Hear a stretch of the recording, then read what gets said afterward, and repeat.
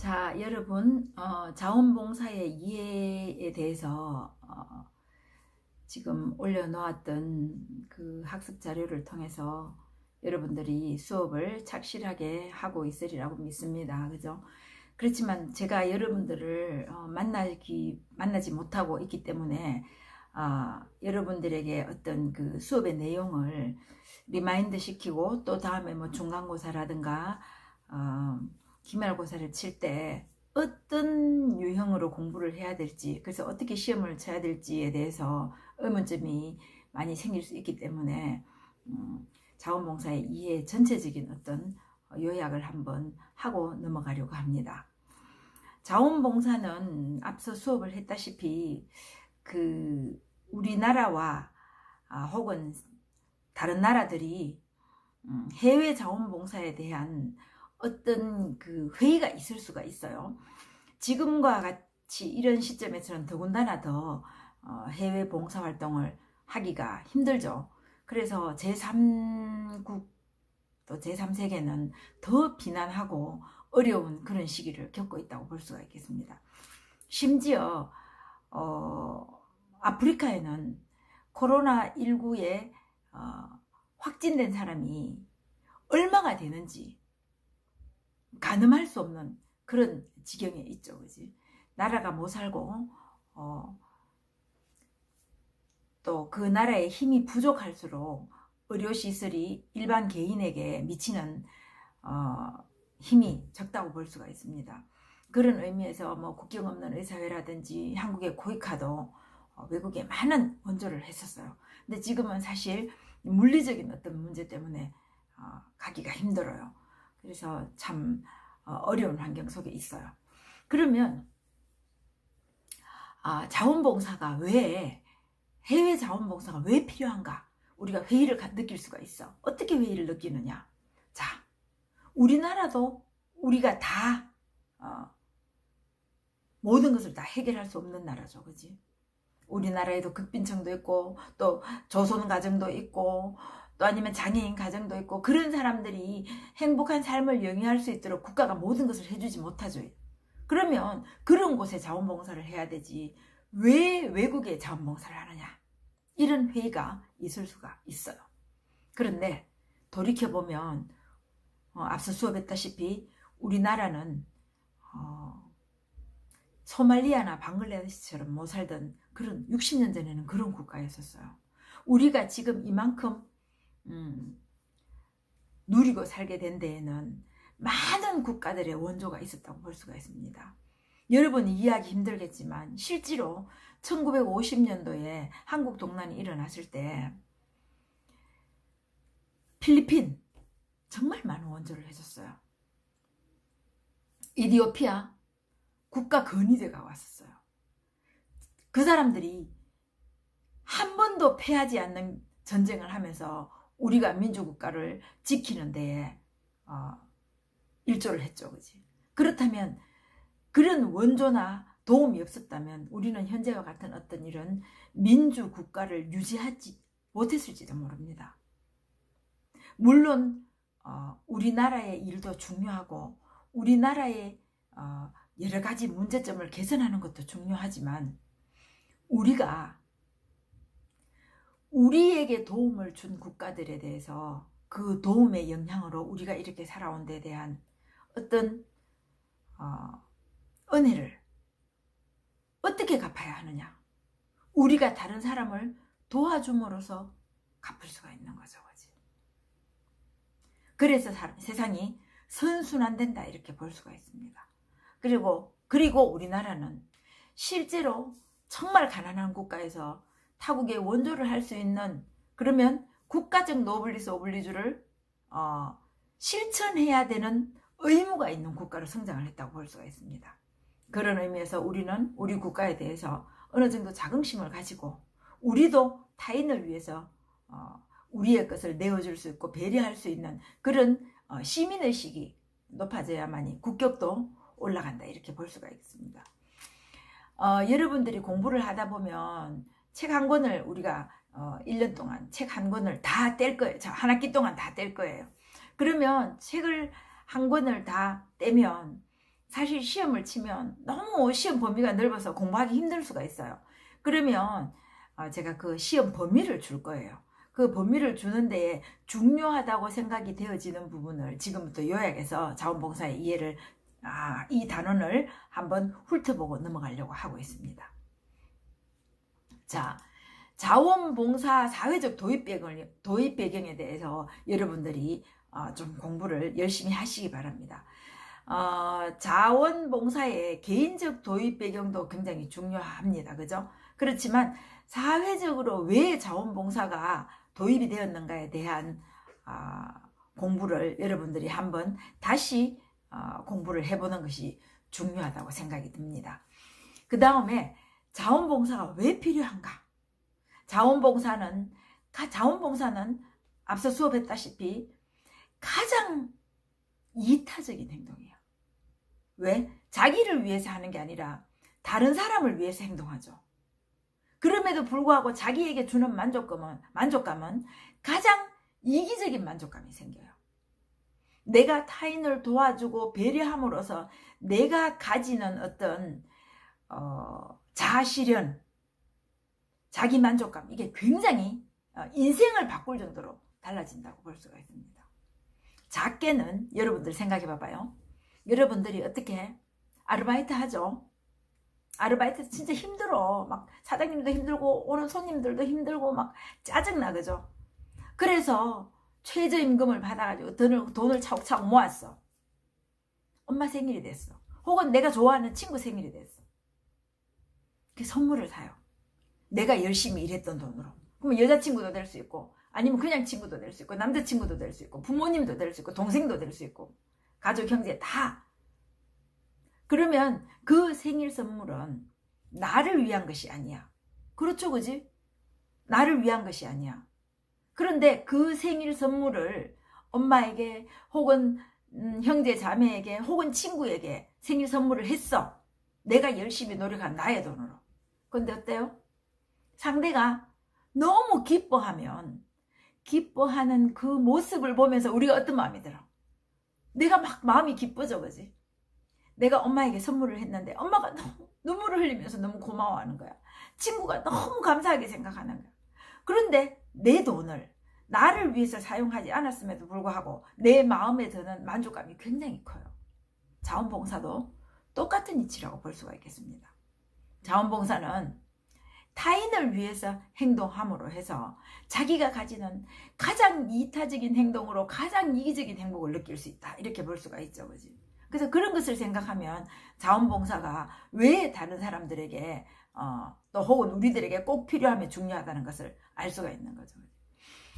자원봉사를 함으로써 느끼는 그 만족감에 대한 그 호르몬의 변화가 실제로 도박을 했을 때와 비슷한 정도의 혹은 마약을 했을 때의 비슷한 정도의 호르몬의 변화가 있다고 해요. 그래서 자원봉사를 하는 사람들은 끊임없이 자원봉사를 하는 거야. 왜? 이타적인 행동을 통해서 자기 자신에게 가져온 가장 이기적인 행복감을 사람들이 경험하고, 그래서 그것이 얼마나 중요하고 훌륭한 일이라는 것이 스스로 알게 되고, 또 스스로도 내가 굉장히 보편적이고 좋은 일을 하고 있어서 내가 꽤 괜찮은 사람인 것처럼 느껴지는 그런 마음을 느낄 수가 있죠. 그게 바로 자원봉사가 지속되는 이유라고 볼 수가 있겠습니다. 자, 그 다음에 자원봉사는 실제로 앞에서 수업했다시피 자원봉사는 자기 혼자 옆집에 가서 할아버지를 도와준다든지 지나가는 사람 폐지 줍는 할머니를 도와준다든지 이게 자원봉사가 아니야. 자원봉사는 반드시 어떤 단체에 가입을 해서 거기에서 일정 기간 동안에 교육을 받고 그 단체에서 배치되는 곳에 가서 타인을 위해서 하는 행동을 해야만이 그게 자원봉사로 인정이 됩니다. 그래서 자원봉사 활동의 장점을 보면 타인과의 약속이 있지. 단체하고 약속도 있고 자원봉사 대상자하고 약속이 있어요. 그렇기 때문에 자기 관리를 확실하게 해야 돼. 학교 다닐 때는 어때? 아침에 그냥 오늘 지각하지 뭐. 엄마가 깨워도 안 일어나지, 그지? 엄마가 깨워서 좀 머리 감고 머리 말리려면 좀 지각할 것 같은데 엄마가 막 잔소리 하잖아. 밥 안 먹고 막 그냥 머리 말리고 갈래요. 엄마가 밥 해놨는데 막 신경질부터 먼저 내지, 그지? 그런데 자원봉사는 자기 손해를 감수하고 선택할 수 있는 게 없어. 왜? 봉사 대상자와의 약속인 거야. 그러므로 해서 자기 관리 능력을 확실하게 가지는 거야. 그거는 학교처럼 그냥 좀 빼먹고 뭐 나중에 씨 받지 뭐 이게 아니야. 그 다음에 자원봉사를 가보면 나중에 여러분들도 경험해 봐야 되겠지만 가보면 자원봉사자, 자원봉사 대상자, 그지? 그 다음에 기관의 사람, 이 사람들 간에 어떤 긴밀한 협조가 있지만 사람들이 하는 일이기 때문에 어디에서나 갈등이 생기게 되죠. 그런데 그 갈등을 어떻게 해결할 것인가, 내가 이 부분에는 어떻게 나의 의견을 피력하고 이 부분에서 내가 어떻게 양보를 할 것인가, 이런 대인관계 능력과 그 다음에 그런 것을 통해서 사회성이 일어나는 거야. 그리고 내가 좋은 일을 하고 있을 때 자기가 가지는 자기 정체성에 대해서 올바른 자아 정체성을 확립할 수 있다. 이게 바로 자원봉사 활동의 장점이다, 이렇게 볼 수가 있겠습니다. 그 다음에 여러분들이 더 눈여겨봐야 될 것은 자원봉사 활동의 특성 10가지가 있어요. 그것을 한번 눈여겨보기를 바랍니다. 그 다음에 해야 될 것이 자원봉사 효과예요.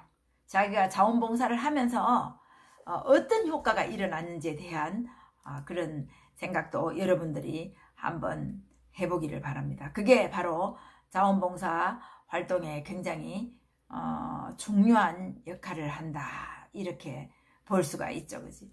그래서 여러분들이 자원봉사를 하는 여러분들이 우리 학교에 자원봉사 프로그램이 굉장히 잘 되어 있어요.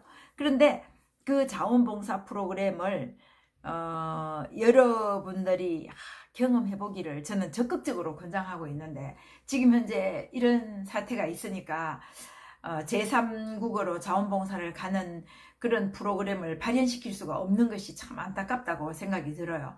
그러나 이 코로나도 언젠가는 지나가겠죠, 그지? 그럼 여러분들이 이 내 수업을 들었기 때문에 여러분들은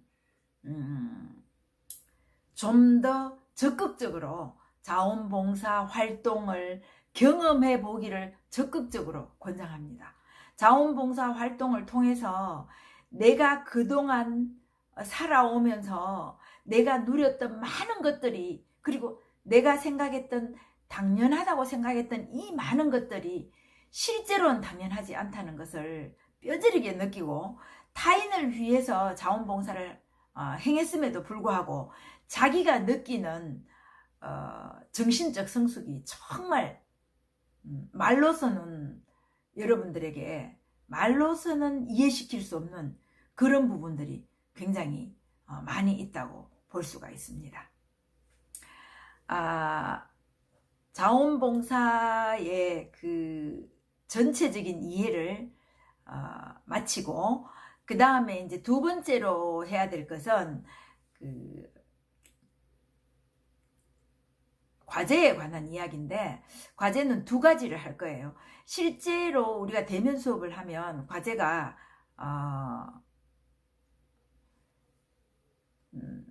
팀 과제 하나, 개인 과제 하나, 이렇게 2개를 내려고 하는데, 아마 이번 학기가 끝날 때까지 코로나가 문제가 없어지고 중간부터 혹시 대면 수업을 하게 된다면 그 발표도 하고 그 다음에 하겠지만, 현재로서는 언제 이 코로나의 문제 없이 대면 수업을 할 수 있을까에 대해서 확신이 없죠, 그지? 그래서 단체 팀 과제를 할 것을 개인 과제로 전부 과제란에 올리겠습니다. 그죠? 올리면 여러분들이 여러분들이 강의 계획서를 보면 알겠지만, 그 강의 계획서에 과제가 10가지의 종류가 있어.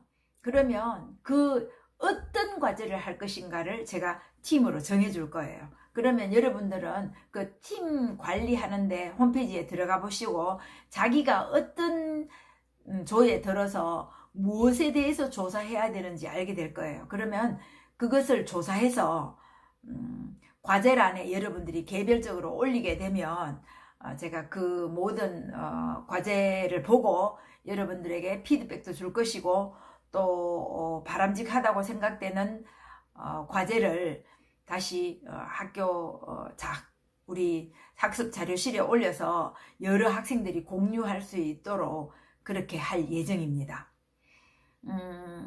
수업이 봉사 수업은 좀 지루할 수가 있어요. 그럴 수밖에 없는 것이 봉사가 우리가 뭐 봉사하는 문제에 대해서 한다기보다는 봉사가 어떻게 필요한지, 봉사의 역사는 어떻게 되었는지, 그리고 봉사를 어떻게 해야 되는지 학술적이고 학문적인 부분으로 들어가기 때문에 좀 지루하다고 볼 수가 있어요. 그러나 우리 수업이 어차피 봉사에 관한 수업이므로 여러분들이 좀 지루한 느낌이 있더라도 즐겁게 수업을 하고, 봉사 수업이 중간 정도 지나면 봉사 수업이 끝나요. 그럼 후반기에 가면 문화 수업을 하게 됩니다. 그러면 문화 수업을 하게 되면 여러분들이 문화 수업은 좀 더 재미있어지겠죠, 그지? 그리고 여러분들이 제가 올리는 학습 자료를 전부 프린트를 해서 그걸 수업을 들으면서 노트를 하세요. 그러면 노트를 하면 그게 나중에 그 안에서 전부 시험을 낼 거니까 기말고사나 중간고사 때 그렇게 시험을 보려고 하고, 사실 중간고사에 대면 시험을 보기 힘들면 기말고사에 한꺼번에 중간고사와 기말고사를 한꺼번에 볼 예정이에요. 그럼에도 불구하고 여러분들이 또 다른 책이 필요하다면, 잠깐만요.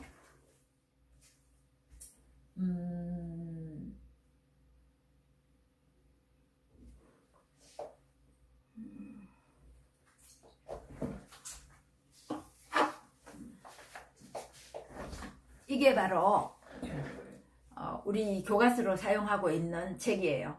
이게 저랑 김인규 교수님이 같이 공저했다고 했죠, 그지? 그래서 이 책을 사서 이 책을 보면 또 이 책 안에서 중간고사와 기말고사를 보기 때문에 이 책을 뭐 헌책방에 가도 어쩌면 있을 수도 있고 아니면 뭐 학교 도서관에 있는지는 잘 모르겠어요. 그래서 이렇게 책을 사기 힘든 학생들은 이렇게 구해서 한번 참고를 하면 되겠습니다. 그래서 그렇게 하시고, 매번 이렇게 여러분들에게 얼굴을 보여주는 한 단원이 끝날 때마다 이렇게 하면 좋겠지만,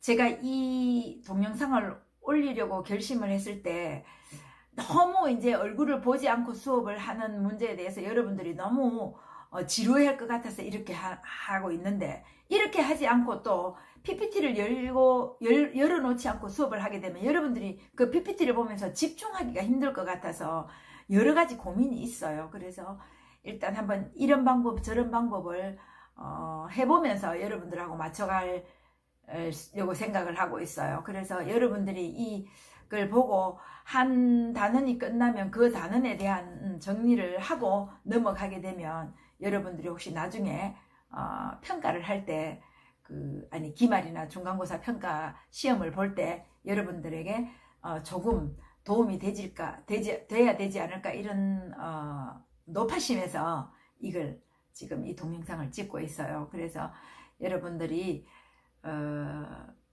이 동영상을 보면서 좀 수업에 재미를 붙여주기를 기대합니다. 그죠? 그래서 저만 여러분들도 힘들고 저도 힘들고 그렇긴 하지만 한 학기 동안 즐거운 그런 수업이 되도록 노력을 해봅시다.